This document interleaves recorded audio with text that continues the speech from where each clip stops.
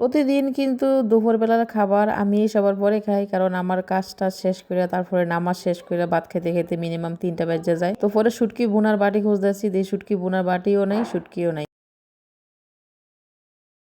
অনেক পুরুষ মানুষ আছে শুটকি ভুনা খাইতে চায় না, কিংবা শুটকি তরকারি খাইতে চায় না। আলহামদুলিল্লাহ আমার জামাই অনেক ভালো, তার হচ্ছে শুটকি সবচেয়ে বেশি পছন্দ। শুটকি যেদিন ঘরে থাকবো ওই দিন আসলে আর অন্য কোনো তরকারির প্রয়োজন নাই, শুটকি দিয়ে খাওয়া শেষ করে। আমার মেয়েরও মাসাল্লাহ শুটকি অনেক পছন্দ, মানে ঝাল জিনিসটা আমার বাসায় সবার পছন্দ। আমার শুধু খালি ছোট্ট মেয়েটা ছাড়া সবাই কিন্তু ঝাল পছন্দ করে। তো যেদিন শুটকি বোনাটা করি ওই দিনকে কিন্তু আমার বাসা মানে কার আগে কে ভাত খাইবো এমন একটা প্রতিযোগিতা হয়ে যায়। তো দুপুরের খাওয়া দাওয়া সবার শেষ, একমাত্র আমি আছি। আমি ভাত খাইতে গিয়া শুটকি বোনা খুঁজতেছিলাম, দিয়ে শুটকি বোনার বাটি টেবিলের উপরে নাই। তারপরে আমি মেয়ের জিজ্ঞেস করলাম, ইরা শুটকি বোনা কি সে? হায় হায় আম্মু, তোমার কথা মনে আসছিল না। শুটকি বোনা থাকলে আম্মুরও বুইলা যায়, এই এমন একটা অবস্থা আমার বাসায়। তো শুটকিটা বোনা করতে কিন্তু একটু সমস্যা, কারণ নাড়াচাড়া করতে হয় বেশি। তো আমার হাতে সমস্যা, যেহেতু আমি বেশি নাড়াচাড়া করতে পারি না। আমার বাসায় কোনো মেহমান আসলেও কিন্তু একটা চমক লাগাই দেই শুটকি বোনা করে। শুটকি বোনা করলে কিন্তু সবাই মানে এত মজা করে খায়।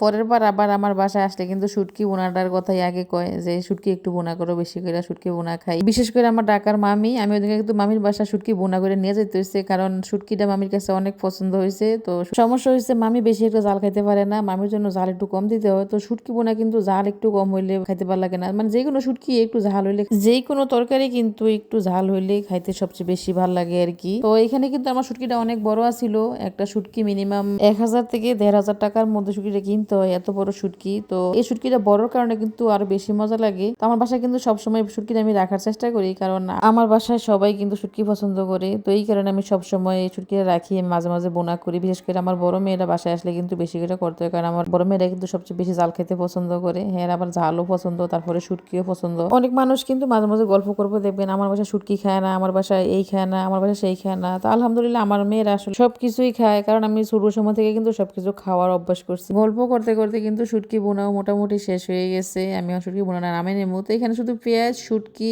তারপরে হলো আস্ত রসুন, তারপরে একটু রসুন বাটা, এই কয়েকটা উপকরণে আসছিল। এই কয়েকটা উপকরণ দিয়ে শুটকি বোনাটা করছি আমি। এই শুটকিটা কিন্তু বোনা করে মিনিমাম 1 মাসের মতো ফ্রিজে রেখে খাওয়ানো যায়। ফ্রিজে রাখা ছাড়াও 15 দিন থাকে, ফ্রিজে রাখলে একটু বেশি থাকে আর কি। তো আসলে আমার বাসায় ফ্রিজে রাখার সুযোগ আর হয় না, আমি যখন রান্না করি সাথে সাথে কিন্তু শেষ হয়ে যায়। তো দেখেন এখন রান্নাটা শেষ, অনেক সুন্দর হয়েছে কিন্তু কালারটা, তো খাইতেও কিন্তু সেই আসছিল। তো আমার বড় মেয়ে শুটকি বোনা দিয়ে ভাত খাইতেছিল, তারপর আমার মেজো মেয়ে ভিডিও করতেছিল। তো আজকের ভিডিওটা এই পর্যন্তই আসছিল, দেখা হবে অন্য একটা ভিডিওতে। তো কে কে শুটকি খাইতে পছন্দ করেন অবশ্যই কমেন্ট করে জানাইবেন।